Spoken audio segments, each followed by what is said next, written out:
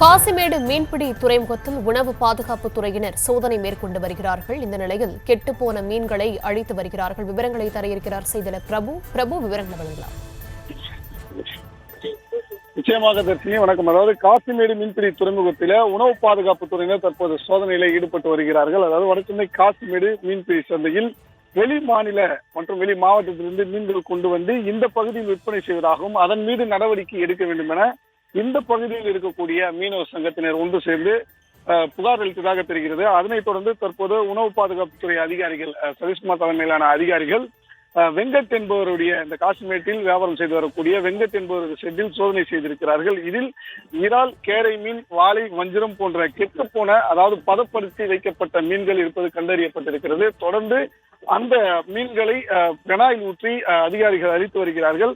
இந்த மீன்கள் எல்லாம் இங்கு பிடிக்கப்பட்டது அல்ல, வெளி பகுதிகளில் இருந்து கொண்டு வரப்பட்டு இங்கு பதப்படுத்தி வைக்கப்பட்டு விற்பனை செய்வதாக தெரிய வந்திருக்கிறது. இதன் அடிப்படையிலேயே இங்கு இருக்கக்கூடிய மீனவர்கள் புகார் அளித்ததன் பேரில் தற்போது இந்த சோதனையானது நடைபெற்று வருகிறது.